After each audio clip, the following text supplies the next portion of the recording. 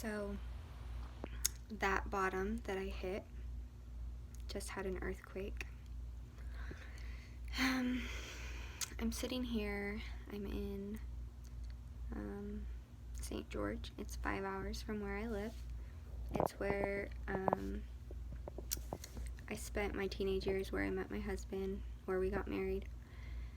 My parents live here, and since Chaz and I have moved away, we've often visited. And let me take this out. So it's fall break, and my sister's coming down here with their family, and nobody will let me stay alone at their house because nobody trusts me. They don't feel like I'm emotionally stable. I'm a child, basically. And so I was forced down here, which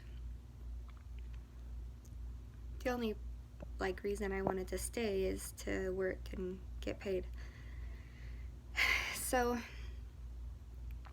I'm here, and first of all, a couple weeks ago, I asked my husband first if I could just take my kids, because we've been promising them that we would go all year and hadn't yet. And then I was like, well, Chaz, you should come with us. Let's go down as a family. And he told me he had to work, or whatever. He said absolutely no way I can take the kids. So I'm here, right? And feeling bad anyways, because how can I not? How can I feel fully happy in this situation I'm living in? It's a nightmare. It's sitting on a bunch of rocks somewhere deep below the Earth's surface, and then while you're sitting there on some rocks, an earthquake happens, and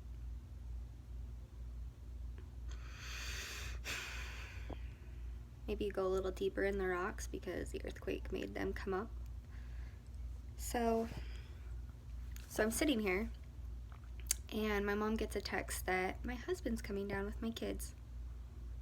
Not to see me, not to be with me. Maybe that's stupid for some people, but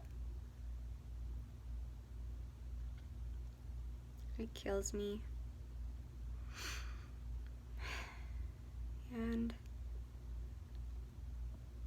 I feel like it says a lot of where I stand with Chaz and where our marriage stands. So far, he has not made the initiative to be with me. That any time that we've gotten together as a family, it's always because I've initiated it. And I don't know. I don't know what the future brings.